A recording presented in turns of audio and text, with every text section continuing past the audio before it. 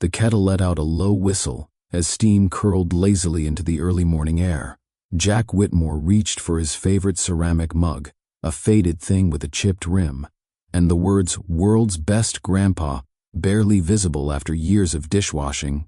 His hand trembled slightly, more than usual, and not just from the arthritis that had crept into his knuckles over the past decade.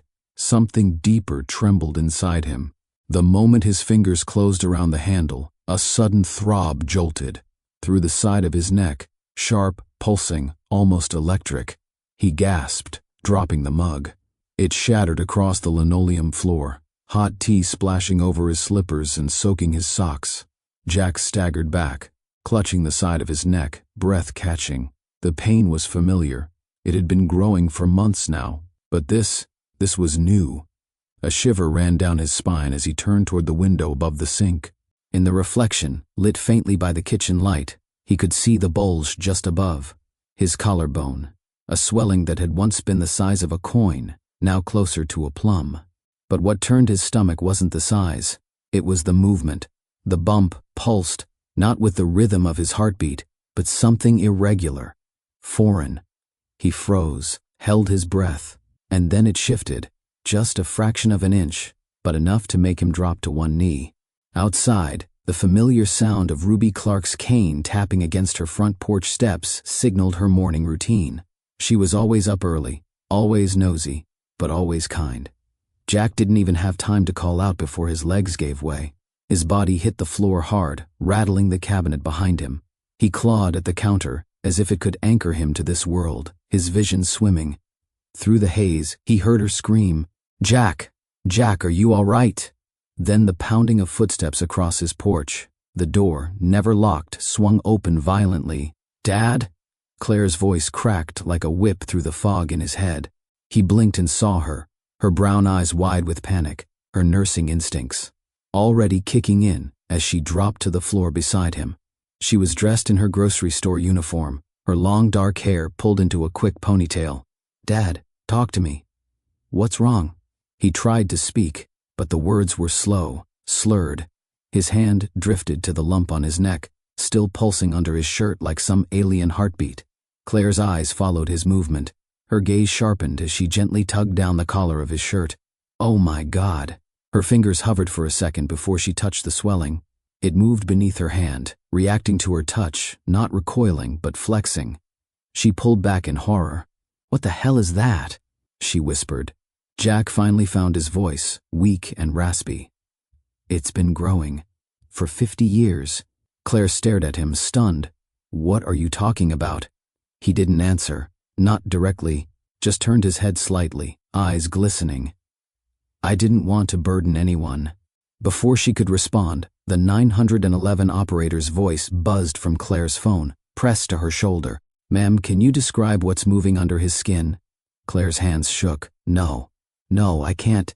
I've never seen anything like this." The paramedics arrived within 8 minutes, but to Jack and Claire, time had already become elastic, stretching, warping, distorting around the moment when the truth could no longer hide beneath flannel and pride. Jack barely registered the flashing lights outside the kitchen window. All he felt was the thudding inside his neck, no longer just a reminder, but now a warning.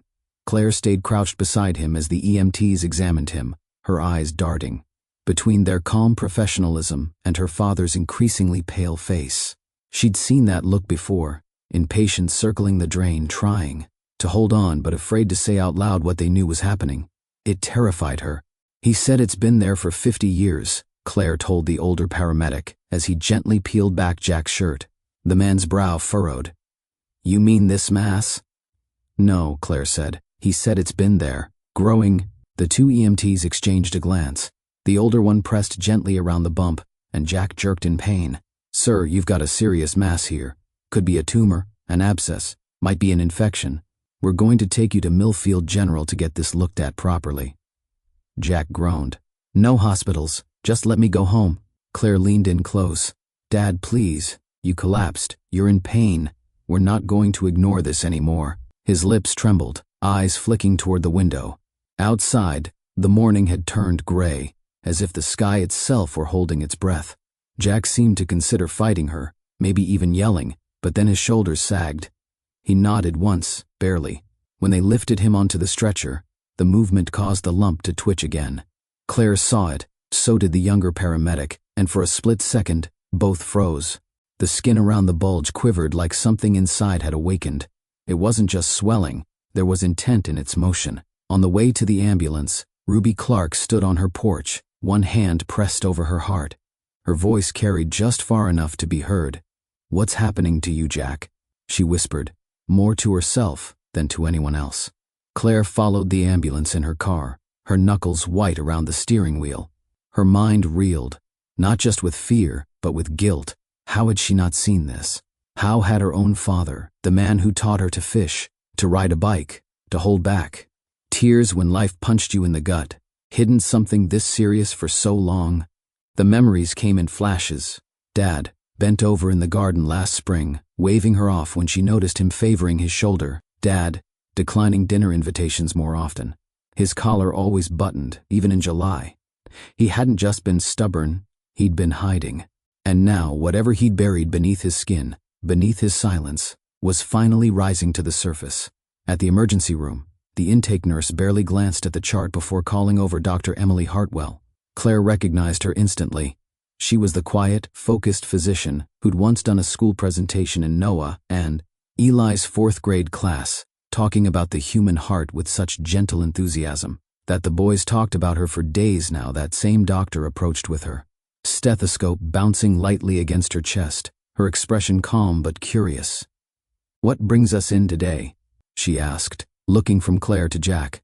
Claire opened her mouth, but her father spoke first. "There's something inside me," Jack said, his voice gravelly. "Something that's been there since Vietnam." 3 months earlier, Millfield looked just as tired as Jack Whitmore felt. The old steel mill, once the heartbeat of the town, stood like a rusted skeleton. Against the skyline, its windows shattered, its smokestacks silent. Jack's house sat 2 blocks away on a street that had seen better decades. The maple trees that lined the sidewalks drooped in the summer heat, their leaves dulled by dust and exhaustion.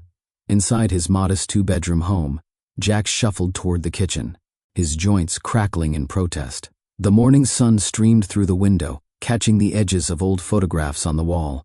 Martha's favorite picture frame, one with hand-carved ivy vines, still held a photo of their wedding day, faded but cherished.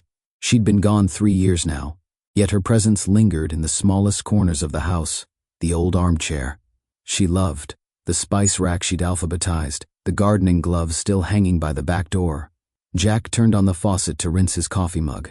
The water sputtered, coughed, and finally spilled out in a thin stream. It made that familiar sound, drip, drip, drip, hitting the sink like a metronome marking time he no longer cared to keep. Martha used to say it sounded like a heartbeat. Now it just reminded him of how long it had been since he'd had the money to call a plumber. He sat at the table with a groan, pushing aside a stack of unopened mail. Red past due stamps peeked through the envelopes like accusatory eyes. Most were leftover bills from Martha's cancer treatments, chemo sessions, home care supplies, prescriptions that cost more than he could make in a month on his pension. He tried to pay them down, cashed out what was left of their retirement, sold Martha's jewelry, even took out a second mortgage on the house. But the debts had outlived her. And now they were outliving him too. He poured himself a bowl of cereal, dry, no milk, and stared at it blankly. Somewhere in the background, the local AM radio played an old Johnny Cash tune. Jack listened absently, tapping one finger against the table in rhythm. Then the familiar ache in his neck returned. That pulsing knot, the size of a walnut now, throbbed beneath the skin like a forgotten secret trying to claw its way out. He reached up, gently massaging the spot. It wasn't just pain anymore. It was pressure, movement. Something was changing inside him. But Jack didn't make an appointment. He didn't go online to research symptoms. He didn't tell his daughter, because that wasn't how men like him were raised. Down the road, in a cramped apartment above Peterson's grocery, Claire Bennett sat on the edge of her bed, her head in her hands. The fluorescent light flickered above her, humming like it, too, was one spark away from quitting.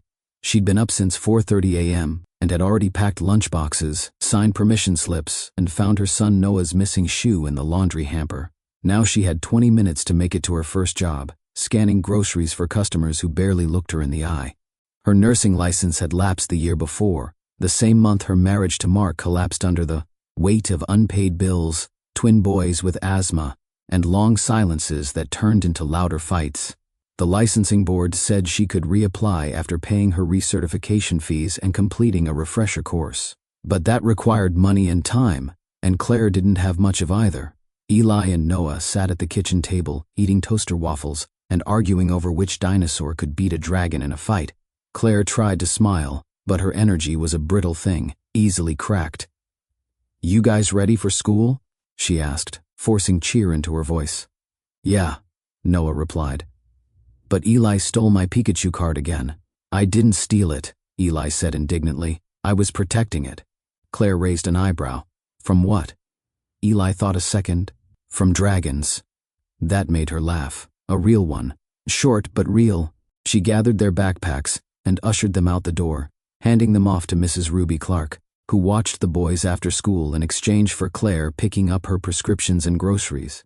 Ruby was in her late 70s, quick-witted and sharper than the town's mayor, though less fond of bureaucracy. "Morning, Claire," Ruby called, waving from her porch. "You look like you've seen a ghost." "Just another Tuesday," Claire muttered, offering a grateful smile. "You tell your daddy to stop hiding from me," Ruby added. "I haven't seen him in weeks." Claire nodded, distracted. She'd left 3 voicemails for her father in the past week. No answer, not unusual, but something felt off. By the time Claire made it back from her shift at the grocery store, her back was screaming, and her name tag had curled at the corners from sweat. She'd spent the morning pretending not to hear customers muttering about food stamps, single mothers, and bad parenting. The town had become smaller in recent years, not in size but in generosity. Everyone seemed to be holding on tighter to what little they had, and that meant kindness was in short supply. After clocking out, she drove across town to the law office she cleaned 3 nights a week.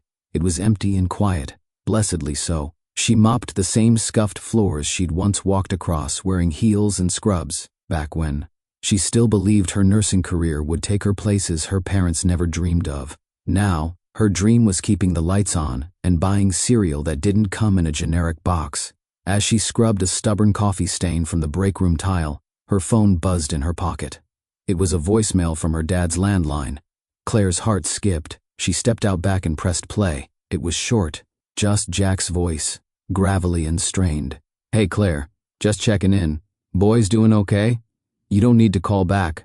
I'm fine." That was it. 3 sentences, none of them believable. Claire stood in the parking lot for a long time, staring out across the dusty field behind the building. She knew her father. He never left voicemails, and he never said he was fine unless he absolutely wasn't. Meanwhile, Jack was struggling with a push mower in the overgrown backyard. He'd promised himself he'd trim before the heat got unbearable. The starter cord yanked back like a snake, nearly throwing him off balance. He cursed under his breath and leaned against the porch railing, wiping sweat from his forehead. The bump on his neck throbbed, sending lightning bolts down into his shoulder and chest. He winced and reached up to touch it. It was bigger. Again. Now it felt as though it had a shape, edges, even, and worse, when he pressed too hard, a burning sensation spread across the left side of his face, down his jaw. It made his teeth ache, but he didn't stop. Instead, he walked into the garage, found the small hand mirror Martha used to keep in her gardening apron, and held it up. He turned sideways, lifted the back of his collar, and angled until the mirror caught the image. What he saw made him drop it. The bump wasn't just large. It was discolored now, deep red, with bruising edges, and the faintest shimmer beneath the skin. Like metal, something glinting, trapped, and it moved. He swore it moved. Not like before, not just a twitch, but a ripple, as though it had felt his gaze. Jack backed away from the mirror like it might attack him. He felt sick. The lawn would have to wait. That evening, Claire drove the boys to her father's house. She didn't call first. She didn't want to give him a chance to make another excuse. Eli and Noah carried a manila envelope filled with homemade drawings, dinosaurs, Pokemon, and one of Jack in a cape, labeled Super Grandpa. They bounced up the porch steps with the boundless energy Claire wished she could bottle.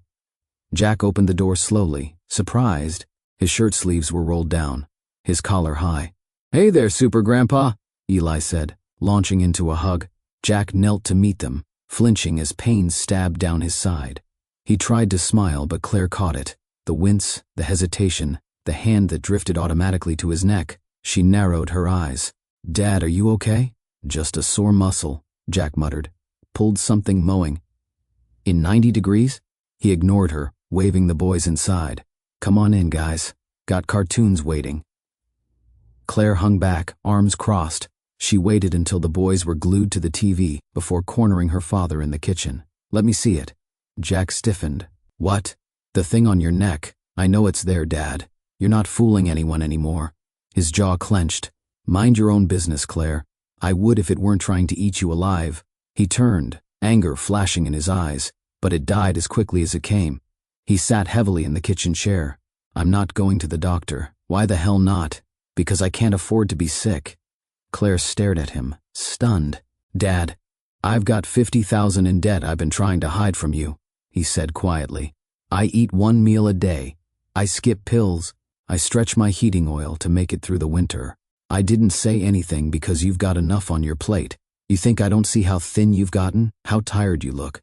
Claire covered her mouth with one hand. Her eyes burned. "I didn't want to be another burden." "You're not a burden," she said, voice cracking. "You're my dad." Jack looked at her, and for the first time in years, he looked afraid. "I think something's alive in me," he whispered. The next morning, Claire sat at the edge of her bed staring at the crumpled hospital brochure she'd picked up weeks ago, the one advertising low-cost imaging and lab services through a regional clinic. She'd thought about taking her dad there herself. No ambulance, no ER, no questions. But then she remembered the way his skin had looked beneath his collar. Not just inflamed, stretched, like something inside was pushing outward, demanding to be noticed. She'd barely slept. Even after the boys were in bed and the house fell silent, her mind kept replaying his words. "I think something's alive in me." She'd heard patients say strange things before. Delirious rambling, dementia, psychosis. But Jack hadn't sounded confused. He'd sounded terrified. And Jack Whitmore didn't scare easily. Now, as sunlight spilled across the kitchen table and her twins munched on dry cereal, Claire sent them next door to Mrs. Ruby Clark with barely a word. She didn't even offer her usual reminder about manners or homework. Her focus was singular. She was going back to her father's house, and this time, she wasn't leaving without answers. Jack didn't answer when she knocked. She let herself in. He was in the bathroom, shirtless, facing the mirror with the door halfway open. Claire froze in the hallway, unable to speak. His back was to her, and she could see the swelling, now enormous, angry, an unnatural curve rising beneath the skin of his neck and shoulder. He reached up, slowly, and touched it with the back of his hand. It moved, not a spasm, not a twitch, a shift, as though something inside was adjusting itself. Claire stepped forward. "Dad," Jack jolted, grabbing for a shirt. "Jesus, Claire, you can't just... Don't you dare cover that up again." Her voice had a snap in it that reminded them both of Martha. Jack sat on the edge of the bathtub, suddenly looking 10 years older. His breathing was shallow, uneven. "I didn't want to scare you," he muttered. "Too late." She kneeled in front of him, reaching out. "Let me look." Reluctantly, Jack turned his head, bearing the full extent of the growth. Claire gently placed her fingertips on the edge of it. The skin was warm, too warm. The tissue beneath felt firm, but not rigid. It pulsed, then quivered. Claire pulled her hand back, her stomach turning. "Dad, this isn't a cyst. This isn't just a tumor." "I know. Then why haven't you seen a doctor?"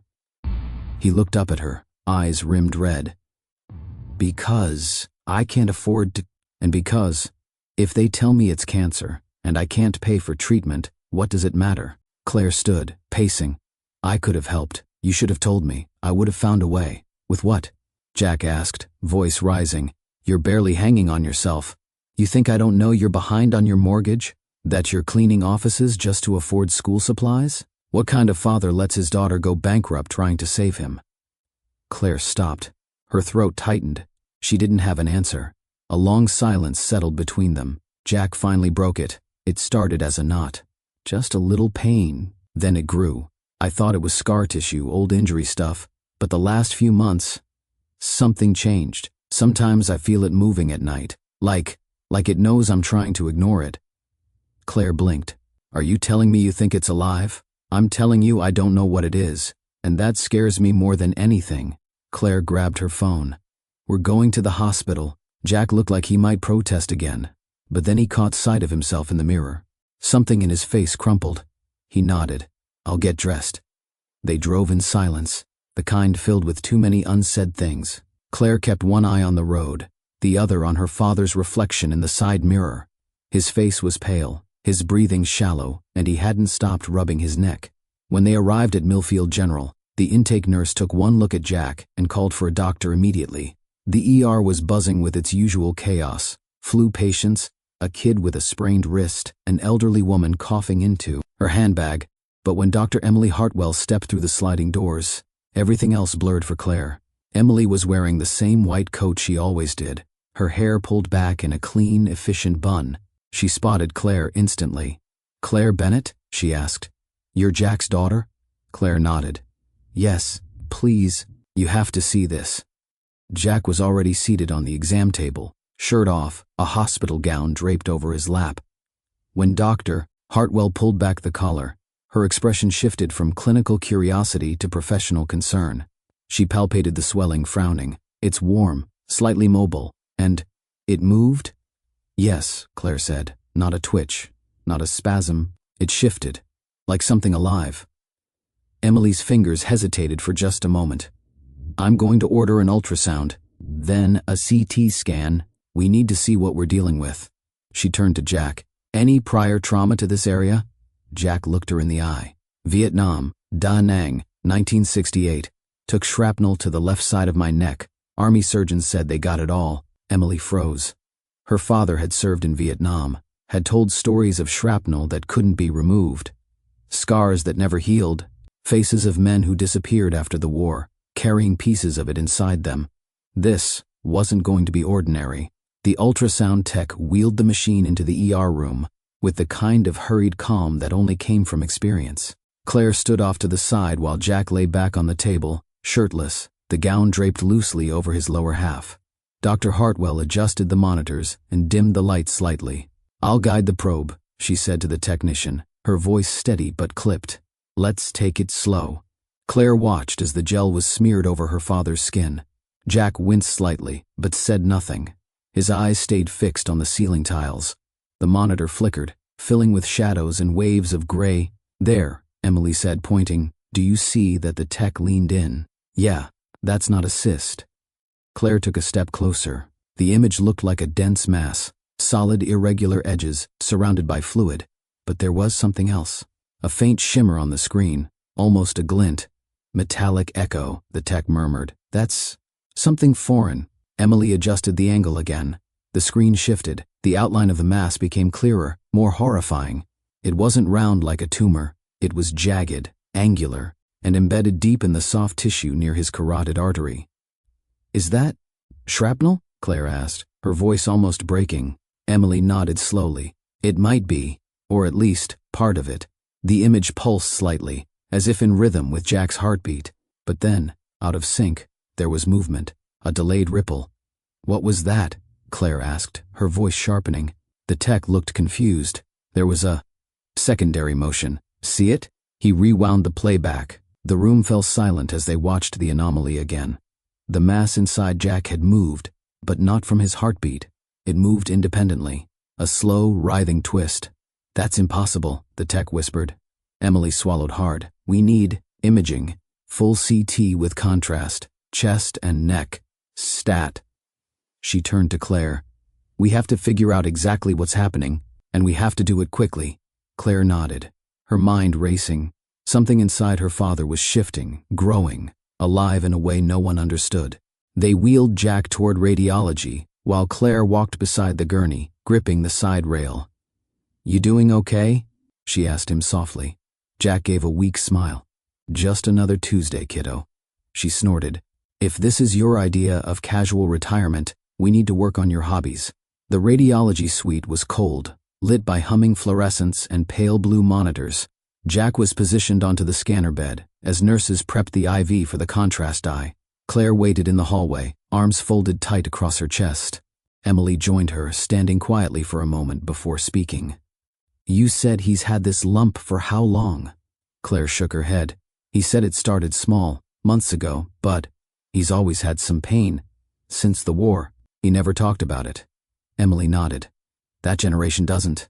My dad served too. He came back with half a story and scars no one wanted to explain. Claire looked at her. What happened to him? Emily hesitated. He died 5 years ago. Heart attack, but I think part of him never came back from Vietnam. He used to mention a Marine, someone who carried him 2 miles through enemy territory after he was hit. Said he owed that man his life. Claire tilted her head. Did he ever say a name? Only once. Morrison. Or maybe Mortensen. I never knew for sure. They both turned to look through the glass as the CT scan began, the mechanical hum surrounding Jack as the machine passed slowly over his body. Emily's voice softened. Your father may be carrying more than physical trauma. Claire stared at the glowing image of her father. He's been carrying it alone. An hour later, the results came back. Emily met Claire in the consultation room, her face drawn. There's a foreign metallic object embedded in the left side of his neck, near the base of the skull, she said. It's lodged against nerves and partially wrapped in scar tissue, which is why he probably didn't notice it for so long. Claire leaned forward. But it's changing. Emily nodded. Yes, there's significant inflammation and an infection brewing around it. The body's reacting, like it just discovered the object is still there. The immune system's mounting a defense. Claire swallowed. And the movement? Emily hesitated. There's a theory. Sometimes retained metal fragments, especially older ones from military equipment, can oxidize, corrode inside the body, cause tissue disruption, sometimes even electric response to nerves. But this? The way it moved? I've never seen anything like it. Claire pressed a hand to her forehead. What do? We need more scans, blood work, maybe a biopsy, but Claire, it's going to be expensive. Claire nodded slowly. How expensive? Emily sighed. Just the imaging and labs today are already at $6,000. A biopsy would add another 5. Surgical consults, assuming we go that route, would bring it to 15, maybe 18,000, before we even talk about the hospital stay. Claire laughed bitterly. That's more than I make in 6 months. Emily's voice softened. I'll try to push some of it through under emergency protocols, but most of this isn't covered under his current Medicare plan, unless we prove it's related to military service. And even then, it'll take weeks. Claire's hands tightened into fists. I can't afford to lose him, she said. Emily looked at her for a long moment. Then let's make sure we don't. By nightfall, the hospital room had settled into the kind of sterile quiet that always made Claire uneasy. Jack lay propped up by a mechanical bed, 4 lines snaking from his arm, heart monitor blipping steadily at his side. He'd dozed off twice, muttering under his breath both times. Names Claire didn't recognize, numbers, what sounded like coordinates. She sat in the corner, her eyes bloodshot from staring at insurance paperwork and itemized bills she couldn't decipher. The cost of knowing what was wrong was already stacking up like bricks around them. The cost of fixing it? That was a whole other wall. One too high to climb. Emily entered quietly, a tablet tucked under her arm and a look that told Claire the news wasn't any better than it had been that afternoon. I spoke to the billing department again, she said gently. They'll cover emergency care and observation under Medicare Part A, but anything beyond that, the imaging, the biopsy, the specialists, that's all supplemental. Claire stared at the linoleum floor. Meaning we're looking at close to 20,000 just to get a confirmed diagnosis, and that's before any surgery is even scheduled. Claire stood abruptly and paced toward the window, wrapping her arms around herself. I can't do this, Emily. I can't pull 20 grand out of thin air. I'm behind on my mortgage.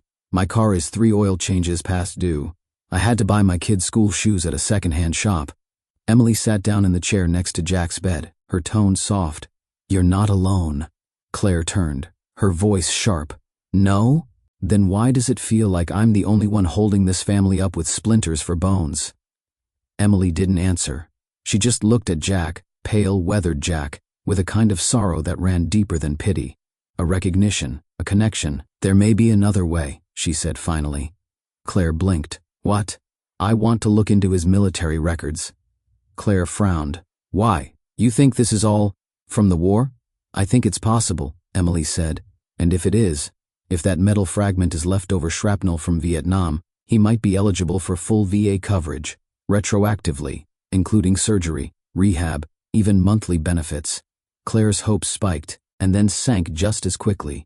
You really think the government's going to rush in and save him, now, after 50 years of silence? Emily looked her straight in the eye. I think the government owes him, and I think it's time someone collected. Claire exhaled, rubbing her face. Okay, what do you need? Authorization? His full name, service number if you have it, approximate dates of enlistment and discharge. I'll put in an urgent request through the VA regional office and see what comes back. Claire nodded slowly. Do it. She walked back over to her father and brushed his hair from his forehead. His skin felt too warm. Dad, she whispered, I need you to hang on. As Emily stepped out to begin the request, Jack stirred. You two conspiring? He rasped, voice hoarse. Claire smiled through her exhaustion. Something like that. He opened his eyes fully, blinking against the fluorescent ceiling lights. I heard you, talking about costs. I want you to stop. Dad, don't. Stop the testing. Stop the scans. I'm going home. Claire's heart lurched. You're not going anywhere. Yes, I am, Jack said, his tone sharper now. I'm not letting you bankrupt yourself to save a worn-out old man. Claire crouched beside the bed. You're not a burden. I'm a debt you can't afford. She shook her head. We'll figure it out. Jack's eyes filled with something heavy and dark. Regret, fear, shame. I watched your mother wither away because we couldn't afford experimental treatment. I spent every dime I had trying to keep her here, and it wasn't enough. Now you're trying to do the same for me, and I won't let you. Claire grabbed his hand. She would have wanted you to fight. She would have wanted you to live. The silence between them felt like a wall of glass, clear but unbreakable. Claire finally stood. If this thing inside you is from Vietnam, you're owed help. You earned it. You bled for it. Jack scoffed. I survived. The ones who didn't, they earned it. Claire's voice trembled. You think Mom would agree with that? Jack looked away. Down the hallway, Emily was already on the phone with a contact at the regional VA office. Her voice was low and steady as she spelled out Jack's name, his unit, the possible retained shrapnel injury. As she spoke, a memory tugged at the edge of her mind. Her father, late at night, seated, on the back porch with a drink in one hand and a distant look in his eyes. There was a guy, he'd said once, a Marine, big guy, carried me half a mile through jungle with a hole in my leg, saved my damn life. Never saw him again. He'd called him Morrison, maybe Mortensen. What if Jack Whitmore was that man? What if this wasn't just a medical case? What if this was a debt, 50 years overdue? The next morning came wrapped in fog and fatigue. Claire hadn't slept more than a couple of hours, drifting in and out of uneasy dreams on the vinyl chair beside her father's hospital bed. Jack had stabilized overnight, but the infection around the embedded metal was showing signs of spreading. His fever hovered just below 102, his skin damp with sweat and shivering despite the heated blankets. Emily returned around 7:15, a manila folder in one hand, 2 coffees in the other. Claire reached for one without speaking, and Emily handed it over with a tired smile. I've got something, she said quietly. Claire blinked, barely processing. From the VA? Emily nodded and sat down, opening the folder. I pulled everything I could from the preliminary service records tied to Jack Whitmore. He was listed as a private first class with the 3rd Marine Division, deployed from 67 to early 69. His records show injury near Da Nang, evacuation under fire, and a temporary field surgery in the bush. Claire straightened. So, that could explain the metal? Possibly, Emily said. There's a note, handwritten, scanned from a field log. It says, metal fragments likely remain, removal deferred until evac. But here's the thing, there's no follow-up, no indication those fragments were ever addressed again. Claire's heart started to race. So they just left it in him? For 50 years? Could have been missed, or buried in bureaucracy. It happened more often than you'd think. Emily slid a photocopied page across the table. Look at this. Claire scanned the faded text. It was a field commendation from February 1968. Her father's name appeared alongside a handful of others, recognized for exceptional bravery under direct fire during Operation Hughes City. One note stood out. PFC Jack Whitmore provided solo extraction of 5 wounded men under hostile fire after platoon fragmentation. Claire's throat tightened. He never mentioned this. Not once. Emily leaned forward. Because that generation didn't talk. They came home, packed it down, and carried on. Claire looked at her father, now dozing fitfully. Do you think your dad might have been one of the 5? Emily hesitated. It lines up. My dad was wounded outside Hugh in early '68, carried out by a Marine he never saw again. Said he owed his life to that man, always wished he could thank him. She looked at Jack. Maybe it's time I do. Claire's head spun with the weight of all of it. The secrets buried in her father's silence. The life he'd lived in service and sacrifice, without ever asking for help. The financial ruin he had chosen over recognition. They always said he was too proud, Claire whispered. Too stubborn to ask for anything. But it wasn't pride, was it? It was guilt. Emily nodded. Survivor's guilt can shape a life, steal decades. Jack stirred again, this time more alert. He blinked at the 2 women, his lips cracked but forming words. Still talking about me like I'm not here. Claire rushed to his side. Dad, how much of that do you remember? Jack gave a weak shrug. Enough. Emily stepped forward slowly. Do you remember Hugh City, February '68? Jack's eyes flickered. I remember the rain, the screaming, carrying a kid with no leg on my back through mud and hellfire. Claire swallowed. They never removed the shrapnel, Dad. It's still there. That's what's making you sick. Jack sighed. Figured. Felt it for years. But didn't want to go poking around in ghosts. Emily knelt beside the bed. That ghost is killing you. But there's a chance to fight back. If we file for VA disability, we might get full coverage. Your surgery, your rehab, all of it. Jack turned his face away. And let them hang a medal on me like it makes up for the ones who didn't come home. Claire's voice was gentle but firm. This isn't about medals. This is about me not burying another parent before I'm ready. That made Jack look at her. Really look. His eyes softened. I didn't want to be a burden. You're my father, Claire said. That's never been a burden. He closed his eyes, his hand tightening around hers. I don't want you to be crushed under the weight of my mistakes. You didn't make mistakes, Claire whispered.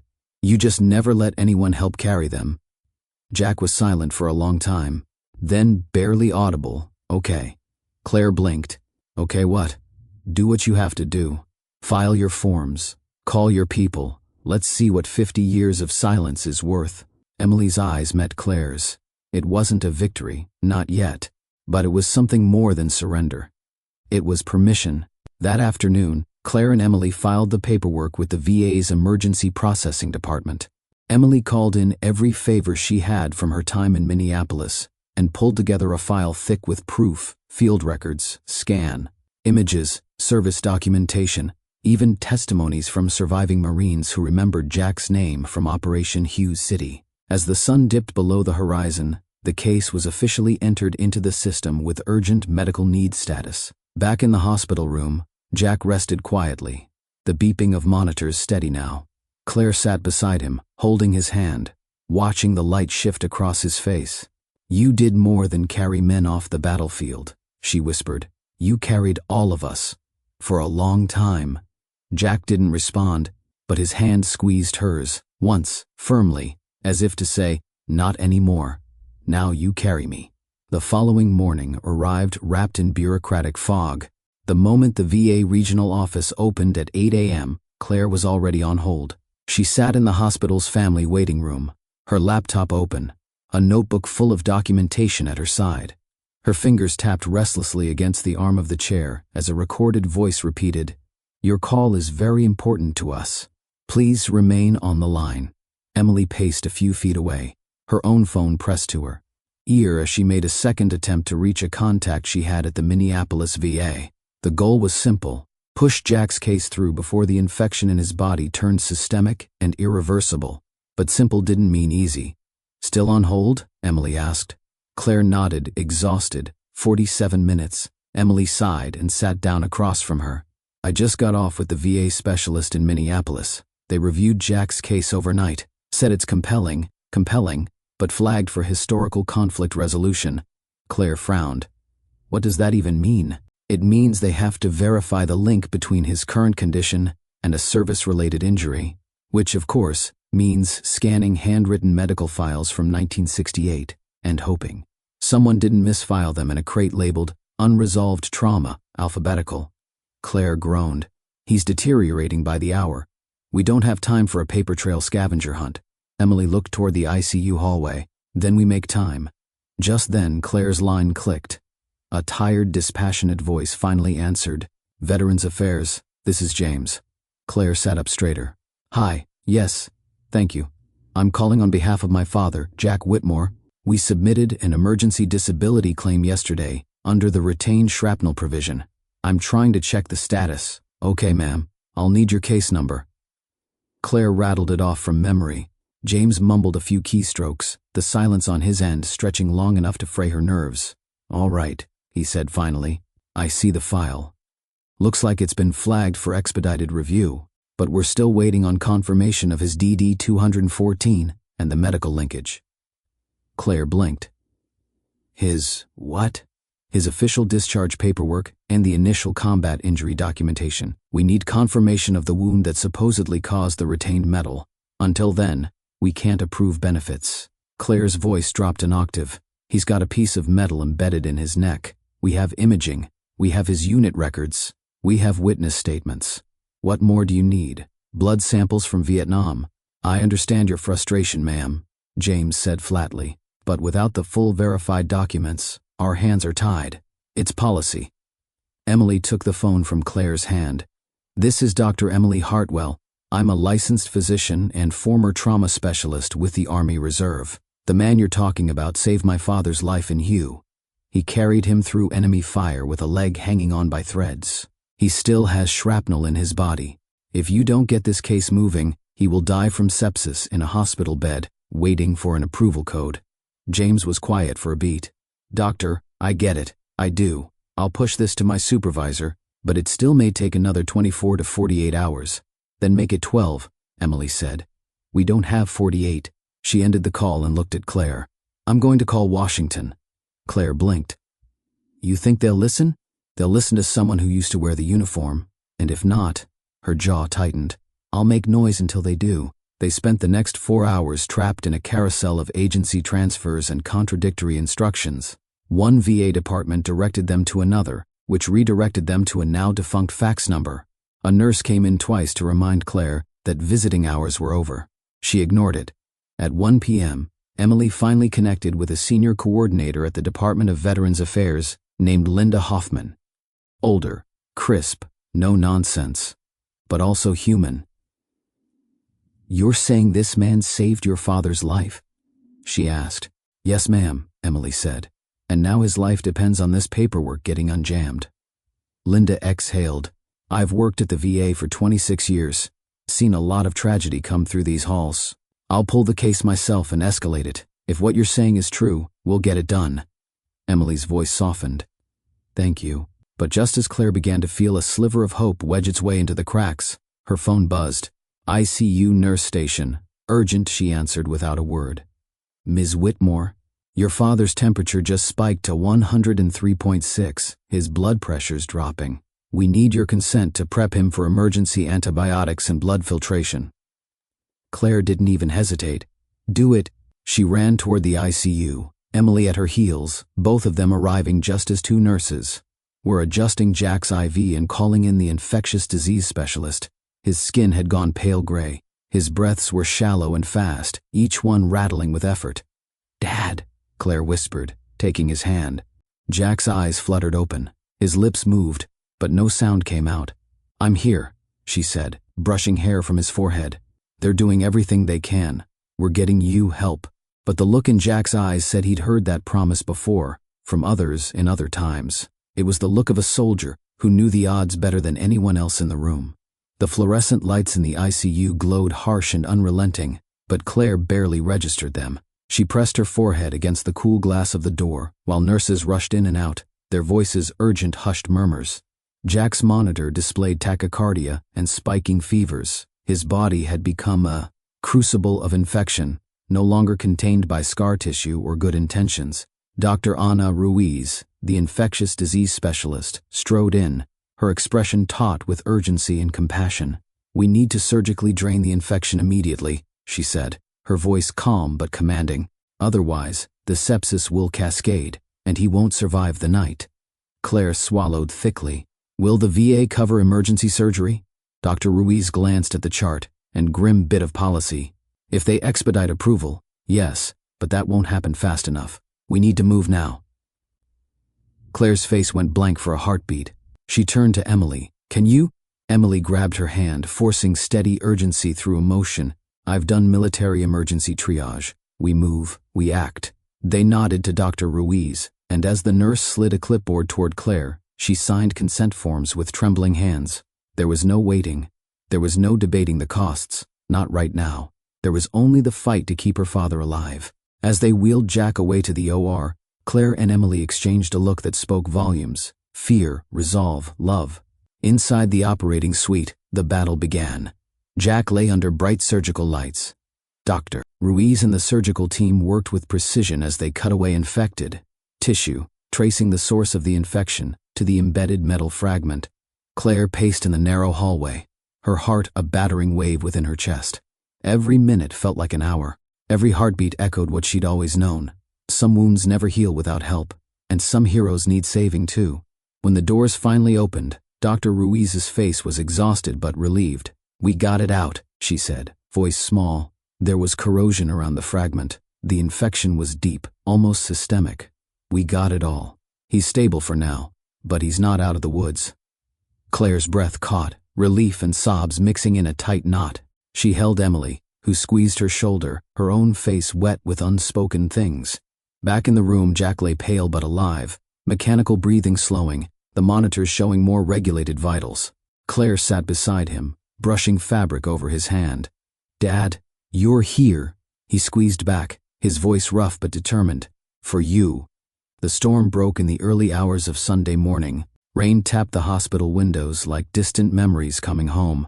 Claire had fallen asleep in the recliner beside Jack's bed, her fingers still laced with his.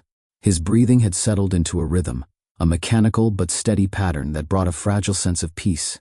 The room was dark, save for the soft pulse of the heart monitor, and the occasional flicker of headlights on the wet street outside.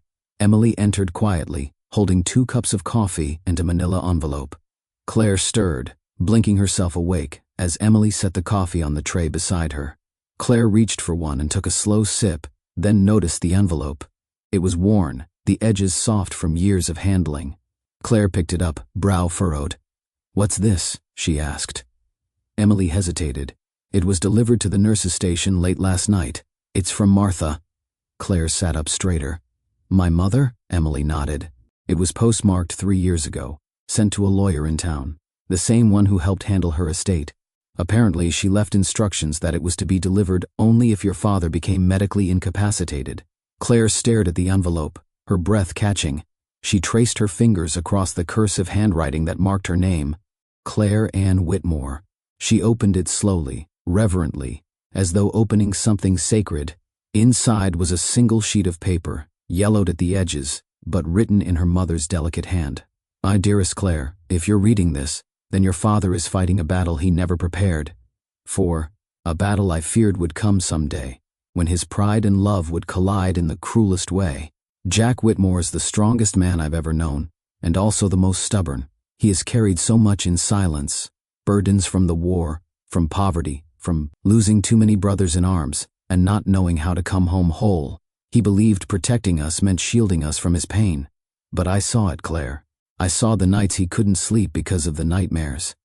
I saw the way he rubbed his neck every time it rained.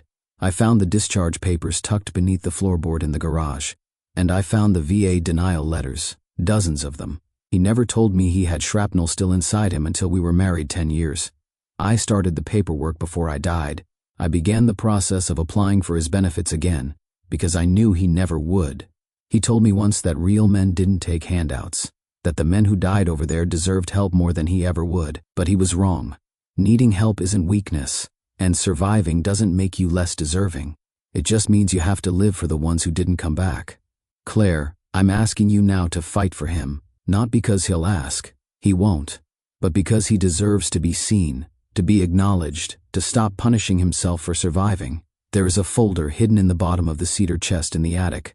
Inside it are his real records, the ones he burned copies of when he thought no one would understand. They show the injury, the surgery that never happened, the recommendation for long-term VA care. Use it, show them the truth, and tell him I was always proud of the way he fought, of the way he loved, of the way he tried so hard to carry the world on his shoulders, even when it broke him.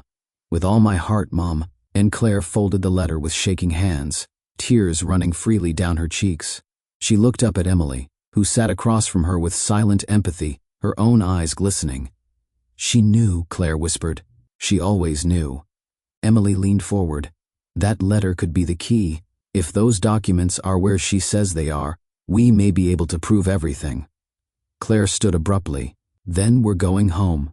The rain had tapered into a fine mist by the time Claire and Emily pulled into the driveway of the Whitmore home. The porch light flickered faintly, casting shadows across the yard Jack had once trimmed every Sunday morning. Now the grass grew wild in patches, and Martha's flower beds lay dormant, as though holding their breath for what was to come. Claire didn't hesitate. She unlocked the front door and stepped inside. The air was thick with memory. The scent of old wood and lavender still clung to the furniture.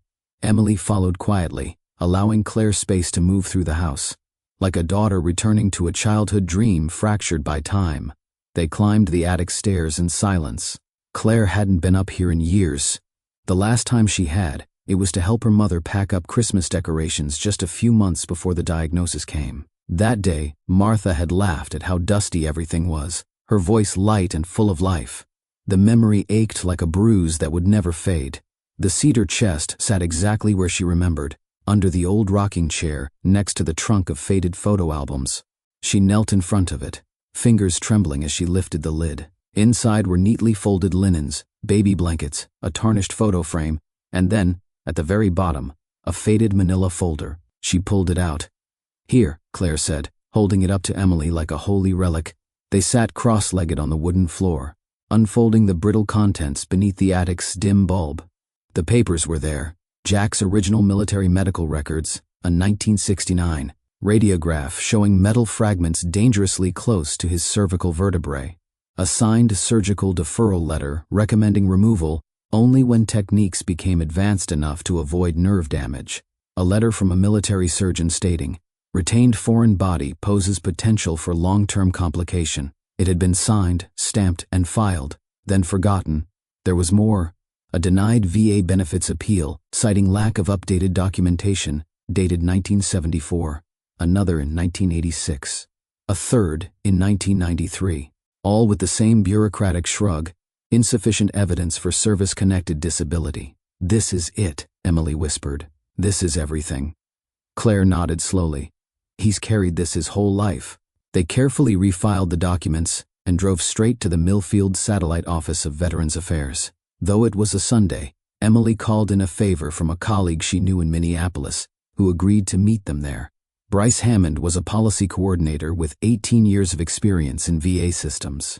Gruff, bearded, and wearing jeans and a Vikings hoodie, he met them at the locked glass doors and waved them in. "This better be as big as you said on the phone," he muttered, yawning. "You dragged me out of fantasy football for this." Emily opened the folder on the table. "Read these." Bryce read for 2 minutes, then 5, then 10. He stopped grumbling. "Holy hell," he said. "This guy's records were buried. This is a textbook case of clerical failure. He should have had full disability status for decades." "Can we file retroactively?" Claire asked. "Can we get him the surgery and treatment he needs?" Bryce tapped the papers. "With these, not only can you get him full benefits, you'll trigger an audit of every soldier discharged from his unit with similar injuries. And he qualifies for emergency priority processing through the VA's delayed injury clause." He looked up. "And the best part? The VA Medical Center in Minneapolis has a team that specializes in exactly this kind of deferred trauma." Claire felt her chest tighten, not from fear, but from something warmer, hope. Bryce leaned back, nodding slowly. "We'll get the process started tonight. I'll file for emergency transfer, priority authorization, and retroactive compensation. We're talking medical clearance, full coverage, and over 50 years of back pay. He won't just be treated, he'll be seen." Claire sat still, eyes brimming. "Thank you," she said softly. "You don't know what this means." Bryce smiled, surprisingly gentle. "I think I do. My dad served in Korea. He died before his benefits ever caught up. Your dad won't. They walked back into the misty dusk. Claire looked up at the clouds thinning above the rooftops of Millfield. Somewhere beyond the concrete and red tape, beyond the neglect and quiet suffering, a door had opened. They were finally going to bring Jack home. By the time the medical helicopter touched down on the roof of the Minneapolis VA Medical Center, the night sky had given way to the faintest light of dawn. Claire stood on the landing pad, her windbreaker flapping violently in the rotor. Wash, eyes locked on the stretcher being wheeled toward the double doors. Jack looked smaller now, fragile beneath the oxygen mask and thin emergency blankets. But even sedated, there was a quiet defiance etched into the lines of his weathered face. A man who had survived a war, a marriage, a lifetime of quiet sacrifice, and now faced his most dangerous battle yet. Dr. Emily Hartwell jogged beside the gurney as it entered the trauma wing. She wasn't part of the surgical team here, but she'd made damn sure she was on every access list and emergency credential file. She owed him that, maybe more. Inside, a group of staff moved with synchronized urgency. 2 trauma nurses began assessing Jack's vitals while another prepared the 4-line. Monitors beeped to life as Dr. Jennifer Walsh, the VA's chief of surgical trauma, stepped in with a determined presence. You must be the family, she said to Claire, extending a firm but kind hand. I'm Dr. Walsh. Your father is in good hands now. I've reviewed every image, every note. This is not a routine surgery, but it is survivable. Barely, Claire nodded, not trusting her voice. She hated that word. Barely. The foreign object has shifted, Doctor, Walsh explained, her tone direct but not cold. It's sitting dangerously close to his carotid artery. If we'd waited even another week, he might not have made it through the transfer. We'll begin prep in 20 minutes. Will you be able to remove it completely? Emily asked. Dr. Walsh hesitated, her eyes scanning the monitor. That's the plan. But the metal's been in place for over 5 decades. It's fused to surrounding tissue. We'll need to cut through a portion of the sternocleidomastoid muscle and potentially part of the nerve plexus. There's a risk of partial paralysis, a stroke, and of course, sepsis is still active. We'll be working against the clock. Claire spoke finally. Just bring him back to us, please. Dr. Walsh nodded once. We'll do everything we can. As the surgical team disappeared behind double doors, Claire felt her knees weaken. Emily caught her, guiding her to the waiting area outside the OR suite. They sat in silence. 20 minutes passed, then an hour, then 2. Claire watched the digital clock tick forward in jerky, cruel rhythm.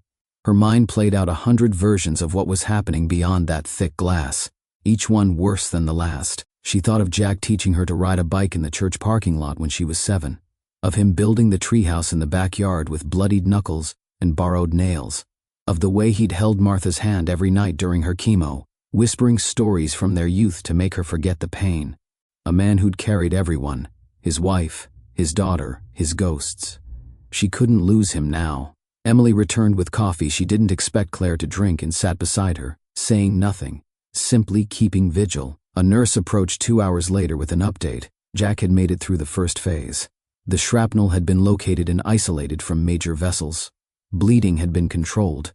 But he wasn't out of danger. Can I see him? Claire asked. Not yet, the nurse replied. The team's still in phase 2. They're flushing the infected tissue and stabilizing his blood pressure. He's on vasopressors and a ventilator, but he's fighting. Claire closed her eyes. Of course he is.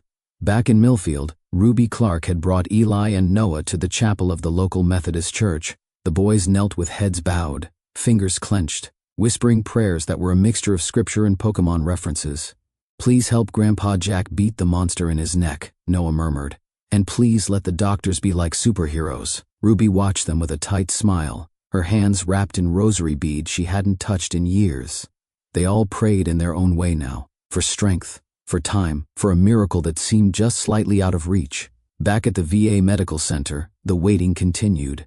Claire stood at the window overlooking the street. Minneapolis bustled below. Taxis, buses, students in backpacks, joggers with earbuds. People going about their lives. She wanted to scream at them, tell them to stop. Didn't they know a life was being decided just a few floors above their heads? The doors to the operating room finally swung open 6 hours after surgery had begun. Dr. Walsh emerged, her gown streaked with sweat, eyes rimmed red behind her glasses. She removed her mask. "We got it out," she said. Claire exhaled for what felt like the first time in days. "But," Dr. Walsh added gently, "he's not out of the woods. His blood pressure crashed midway through. We had to transfuse twice. He's in critical condition. But he made it through the surgery, and he's alive."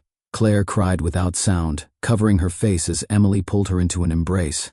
Jack Whitmore had survived war, time, silence, and bureaucracy. And now, against every odd, he had survived the surgery. The ICU smelled like antiseptic and quiet despair.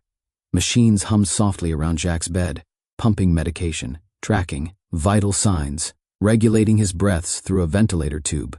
Claire sat by his side, her hands clutching the corner of his hospital blanket like a lifeline. His face was pale, jaw slack beneath the bandages and oxygen mask, but he was alive. Dr. Walsh entered quietly, holding a clipboard and a gentle expression that somehow made Claire brace herself. "We're seeing complications," she said without preamble. "His kidneys haven't resumed function. He's showing signs of systemic organ fatigue, likely from years of toxin buildup. We've started him on dialysis." Claire nodded slowly, gripping the armrest tighter. "And his neural response?" she asked. "We won't know the extent of nerve damage until he wakes," Walsh replied. "But based on how deep we had to go, he may experience partial paralysis on the left side, possibly speech difficulties. But Claire," she paused, choosing her words carefully, "the infection is under control. That's the fight we nearly lost. This, what's happening now, is recovery." Claire didn't cry. She just leaned forward and pressed her forehead to Jack's hand, whispering words only he might hear. "You're not done yet, Dad. Not even close." Back in Millfield, the news spread fast. Ruby had posted a quiet update to the town's online community board, thinking it might ease the rumors. Instead, it lit a fire. By noon, the post had been shared over 4,000 times. Vietnam veteran Jack Whitmore survives 8-hour surgery after 50 years of misdiagnosed injury. VA confirms decades-long error. Soon, local reporters were calling the hospital.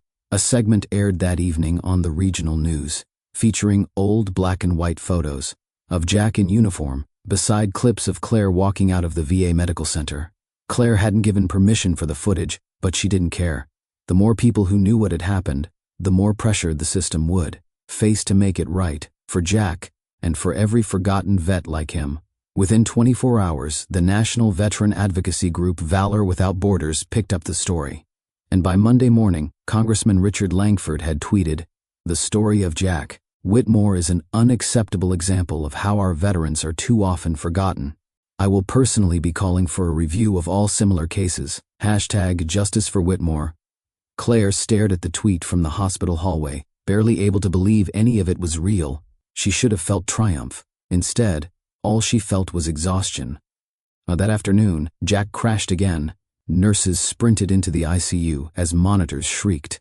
Claire was ushered out of the room by force, while Dr. Walsh and her team fought to bring him back. 15 agonizing minutes passed before Emily emerged with blood on her gloves and weariness in her bones. His heart rate dropped, too fast to stabilize. "We administered epinephrine and shock twice. He's stable now," she said. Claire stared at her for how long. Emily didn't answer. Instead, she handed Claire a consent form for a DNR directive. "He's not coherent enough to make this call, but you're listed as next of kin." Claire looked at the form. 3 pages. Clinical, cold. If he crashes again, and we can't resuscitate in under 3 minutes, what's left of him may not be the version you remember. Claire lowered the paper, her voice hollow. Do I let him go?" Emily sat beside her, voice low and gentle. "He survived more than most humans ever will. But even Jack has limits. We're buying him hours at a time. And he's fighting, but we need to be ready." Claire said nothing for a long time. "Then let me talk to him." Jack's eyes were open, barely. Claire sat down beside him, heart in her throat. "Dad?" she whispered. His eyelids twitched. His head shifted slightly on the pillow. The machines beeped a little faster. She leaned in. "I'm here. I found the files. You were right all along. About the shrapnel. About the VA. You didn't imagine it, Dad." A tear slid from the corner of his eye.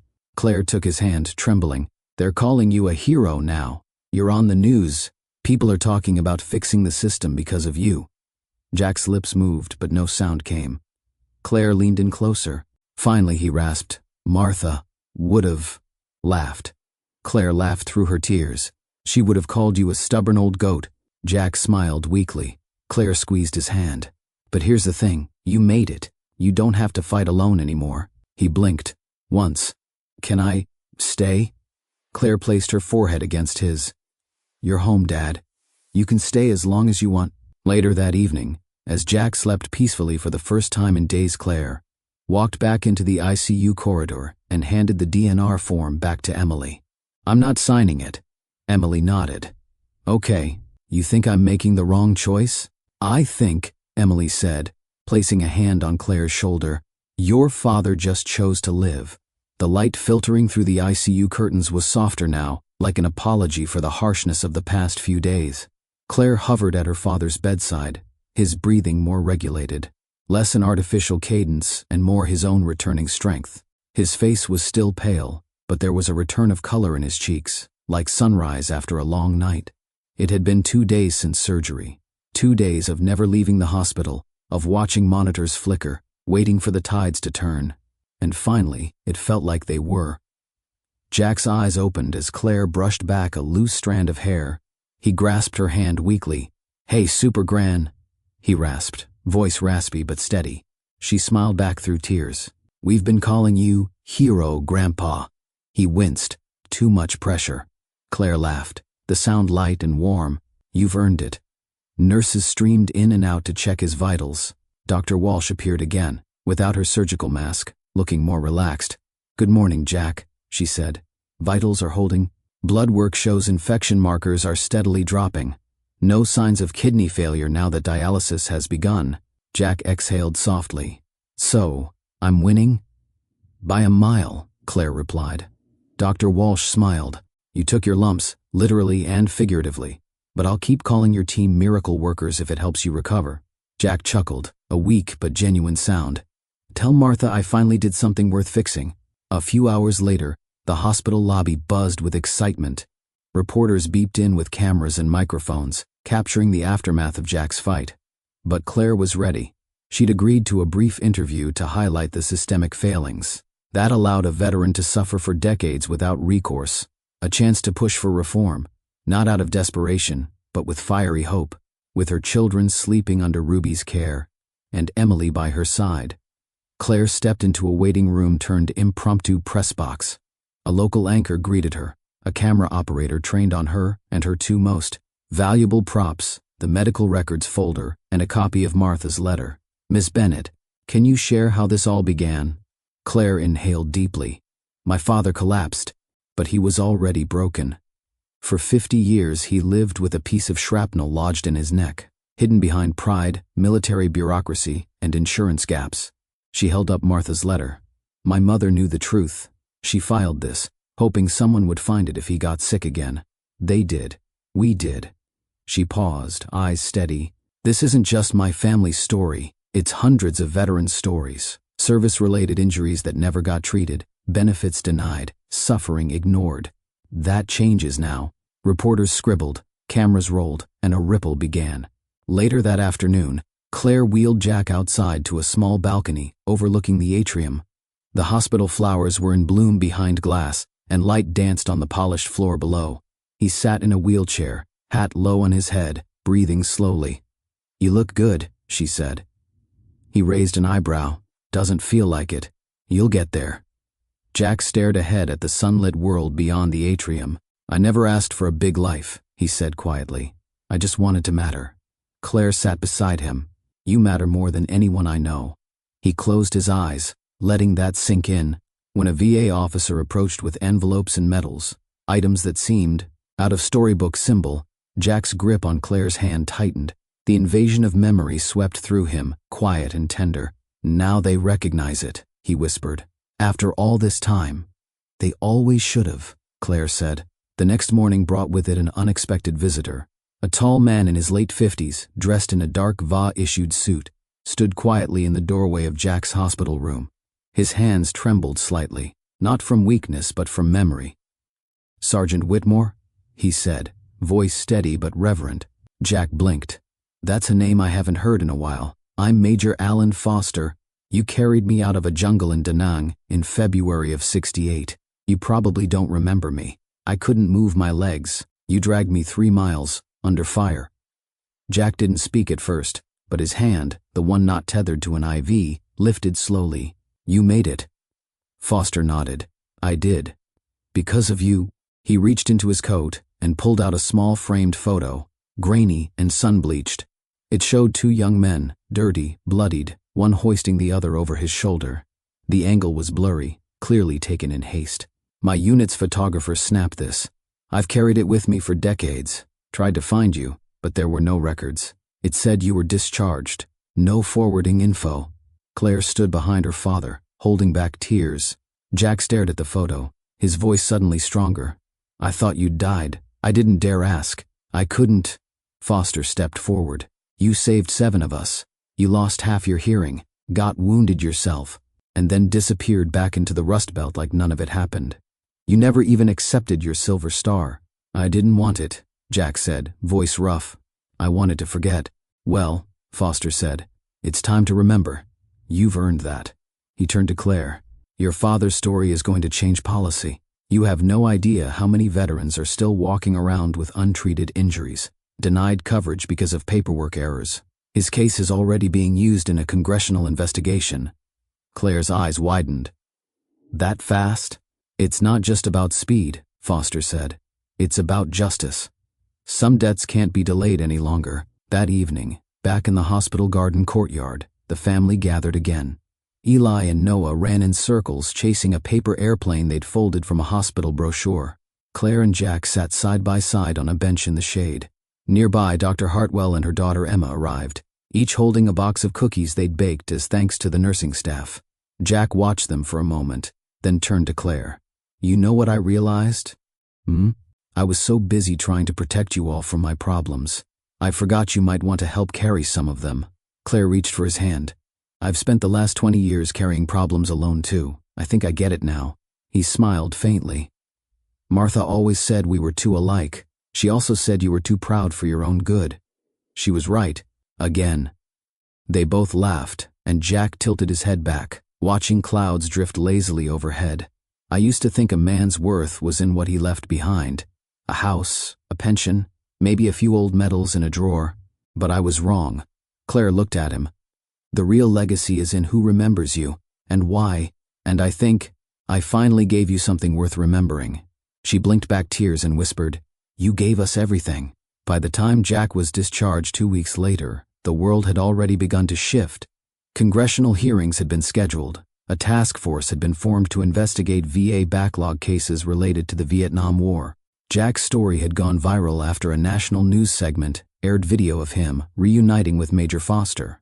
Veterans from all over the country sent letters and emails, some even showing up at the hospital with flowers and photos and trembling hands. Many had their own stories, untreated injuries, missing files, lives broken quietly. But they also carried something else now, hope. Hope that the system might change, hope that someone was listening, and most of all, hope that they hadn't been forgotten. On the day Jack left the hospital, Claire wheeled him through the lobby to polite applause from staff and onlookers. Dr. Hartwell walked beside him, a hand on his shoulder. Eli ran ahead to open the doors. "Grandpa's coming home!" The sunlight hit Jack full in the face, warm and bright, as the automatic doors opened. He took a long breath. No wires, no tubes, just the sky and the wind and the long road ahead. And for the first time in decades, Jack Whitmore didn't feel like he was walking out of something. He felt like he was walking toward something. The Minneapolis VA Medical Center buzzed with rare energy on the morning of November 11th, Veterans Day. But this year, for everyone involved in the planning, the usual rhythm of flag folding and ceremonial speeches had taken on a deeper resonance. For the first time in decades, a forgotten war hero was about to be publicly recognized. Jack Whitmore sat in the green room just off the main auditorium, dressed in a perfectly pressed navy blue suit that Sarah had picked out for him the week before. A silver pocket square peeked out from the jacket. A new tie clip held his purple striped tie in place. Claire had found it online, engraved with the date of the Tet Offensive. Despite the modest elegance, Jack fidgeted. The suit itched. His left arm, still weak from nerve damage, hung a little stiffer than usual. But it wasn't the pain that unsettled him. It was the attention, the lights, the seats being filled, the silence that would precede his name being called. He never wanted this, at least, not like this. Claire peeked in from the hallway, a clipboard in her hand and a knowing look on her face. She'd been helping coordinate with the VA staff and the Pentagon representatives all morning, juggling schedules and speeches while keeping the boys entertained. "You okay, Dad?" Jack raised an eyebrow. "Do I look okay?" "Nope," Claire replied, entering and gently fixing his lapel. "But you look proud," which is close enough, he sighed. "I've been trying to decide whether to stand up straight or run." Claire knelt in front of him, placing both hands on his knees. "You've stood up for everyone your whole life. You carried your silence like it was your job to protect the rest of us from it. Today, we carry you. You just let it happen." Jack nodded, swallowing hard. Outside, in the large auditorium, guests were taking their seats.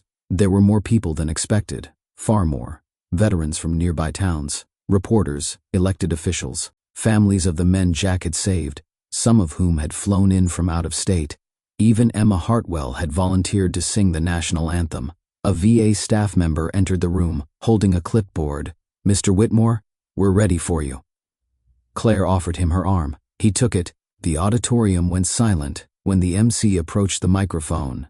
The screen behind him flickered on, revealing a short slideshow of black and white images, grainy snapshots from Vietnam, photos of soldiers in the field, helicopters lifting through jungle haze, and finally, a single image of a young Jack Whitmore, covered in sweat and mud, a wounded Marine over his shoulder. The caption beneath it read, "Unrecognized hero, until now." The MC cleared his throat. "Today, we gather not just to honor the service of all veterans, but to right a wrong." Sergeant Jack Whitmore served with distinction during the Vietnam War. On February 1, 1968, during the height of the Tet Offensive, he single-handedly rescued 7 wounded soldiers under enemy fire. His actions were documented, his nomination submitted, and then, due to an administrative error, forgotten. There was a rustle of discomfort across the room, murmurs, some disbelief. But today, 57 years later, we remember.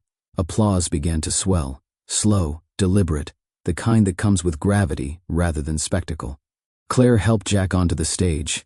He stood straight, the cane discreetly tucked under one arm. His eyes scanned the crowd. For a brief second, he locked eyes with Major Alan Foster, seated in the second row, his own uniform crisp, hands folded tightly in front of him.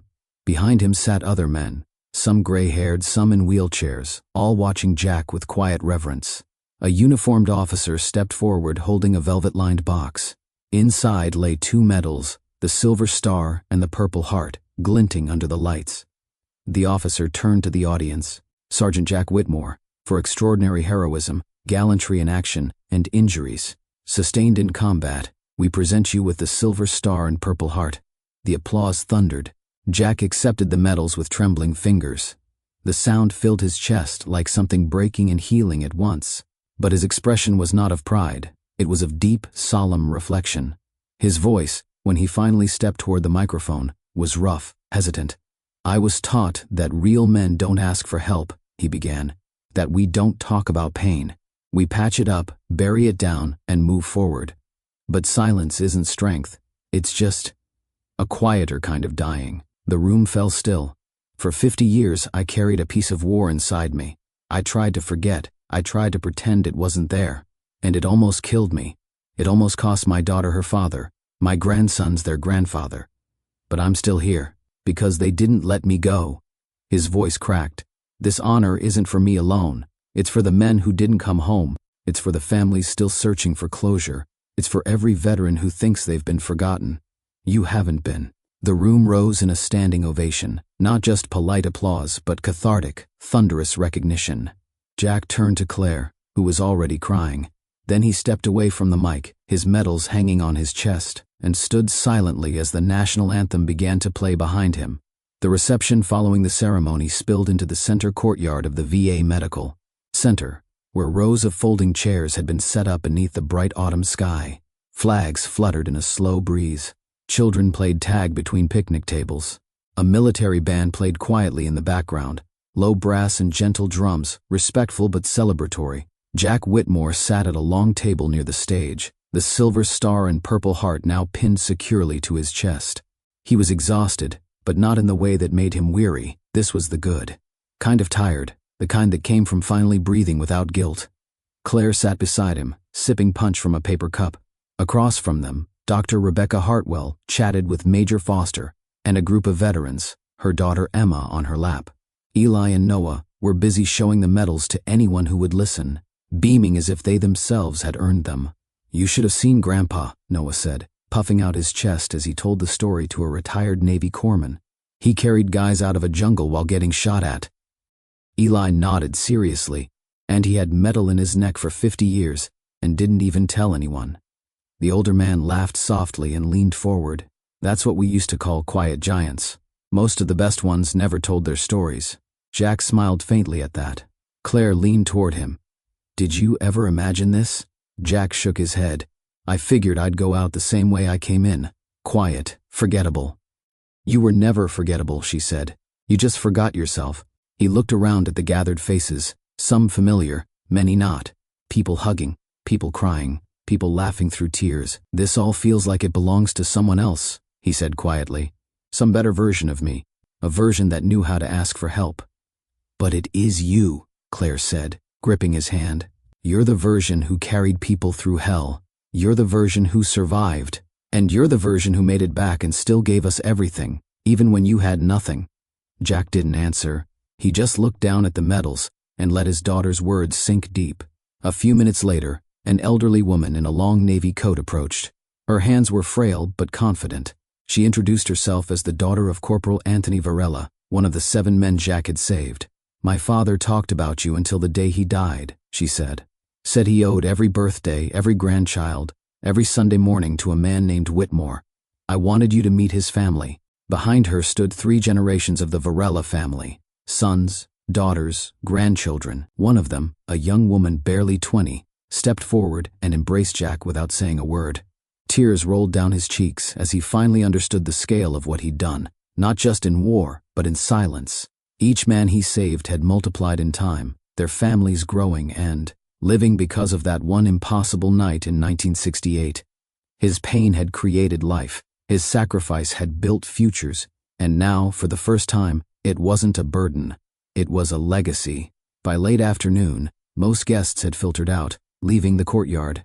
Quiet except for the band packing up and the staff folding tables.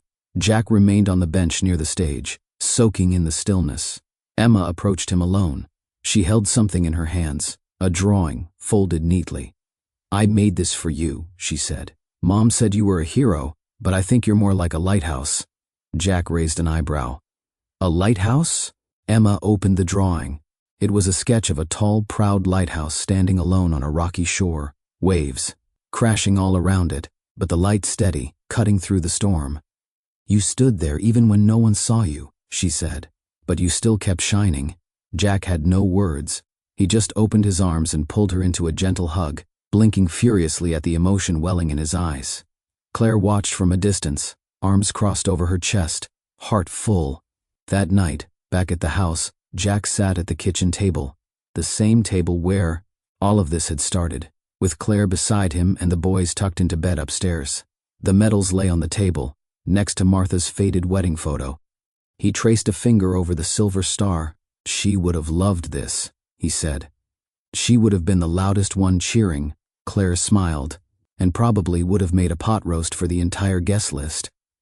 Jack laughed softly. That woman could outhost a mayor. Silence fell between them, warm and content. "You know," Claire said finally, "this isn't the end of the story." "No," Jack agreed. "It's the beginning." He stood slowly, his steps sure despite the stiffness. He walked to the front window and pulled back the curtain. Outside, the street lights flickered on, casting a quiet glow across Maple Street. "Next week," he said, "I'd like to visit the families of the other men." Claire nodded, her voice soft. "We can do that, and after that, maybe help Dr. Hartwell with the clinic she's setting up. I hear she wants veterans to help veterans. That sounds like something I might be useful for." Claire smiled. "You're finally letting the light in," she said. Jack turned from the window, eyes clear. "No," he replied. "I'm finally letting it out."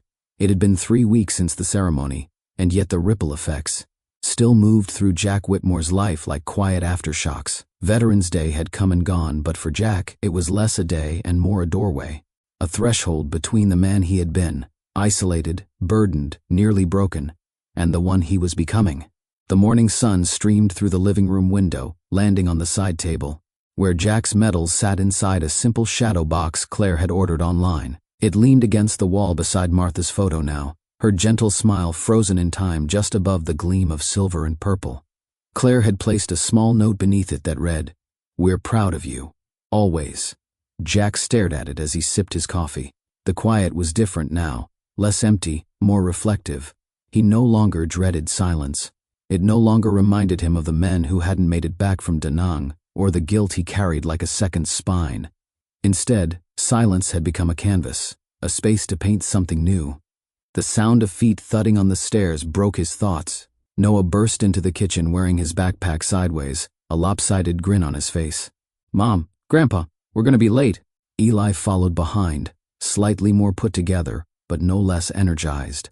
Claire entered moments later, car keys in one hand and a protein bar in the other. "Shoes, jackets, teeth.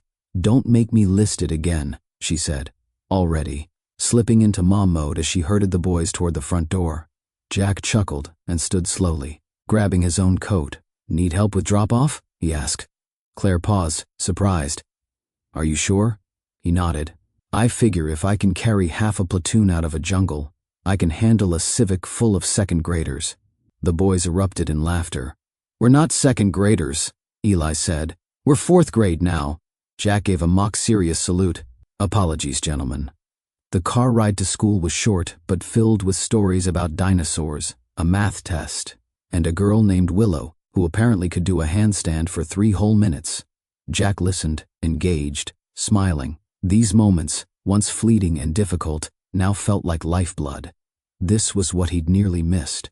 Not the ceremony, not the medals, but this: normalcy, love, purpose. After drop-off, Claire pulled into the diner across from the clinic construction site and parked the car.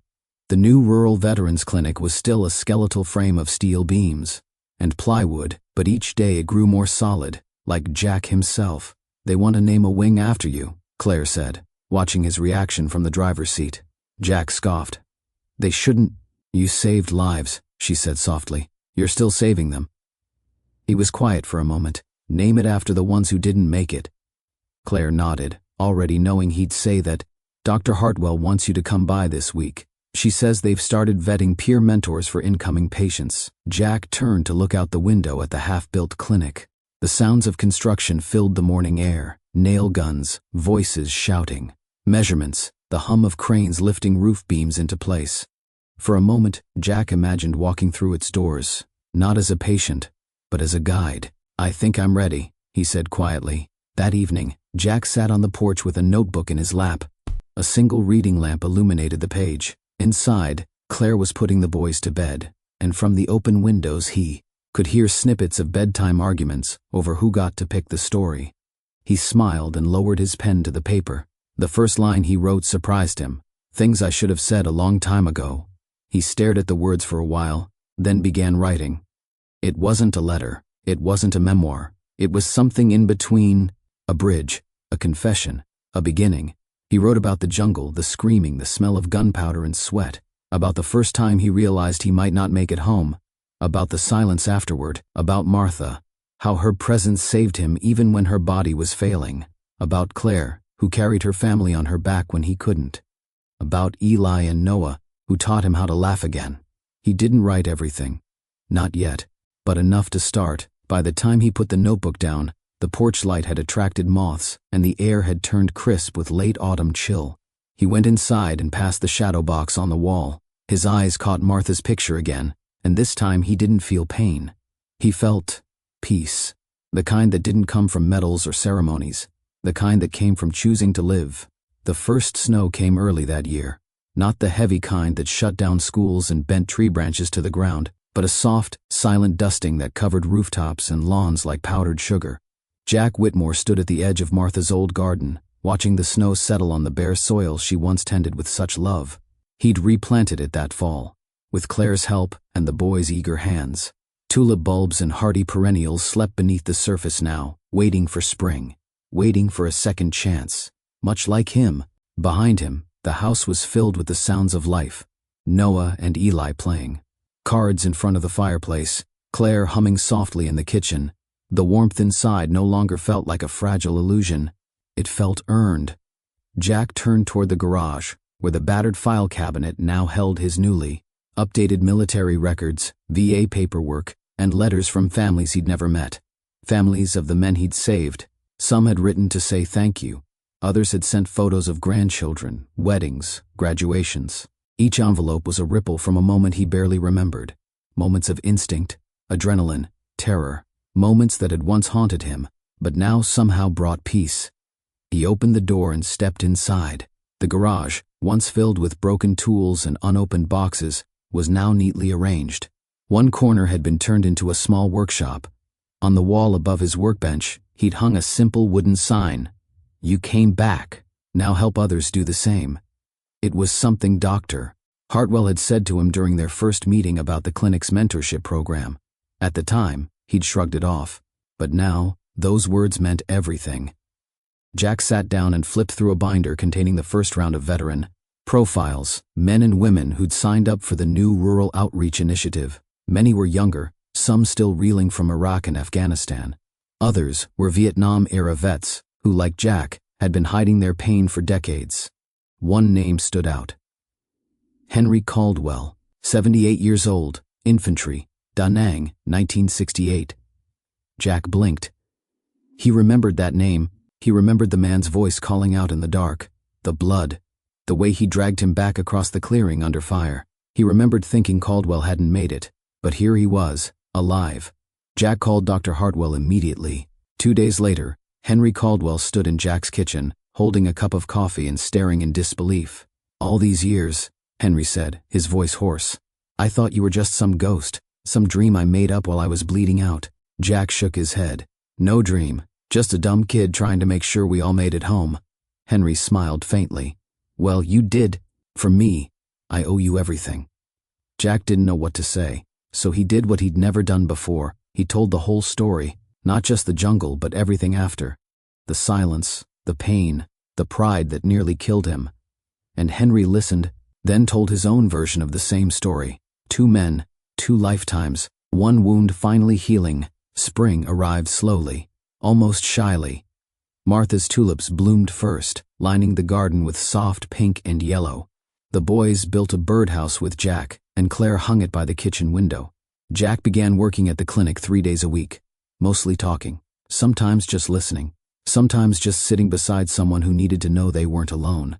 He kept writing too, not for publication, just to get it out, sometimes for himself, sometimes for Claire and the boys, sometimes for Martha. His notebook had grown thick with stories, some painful, some joyful, all of them honest.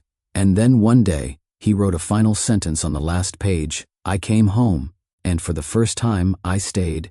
On a warm June afternoon, the whole family gathered beneath the old oak tree in the backyard, Noah's birthday party.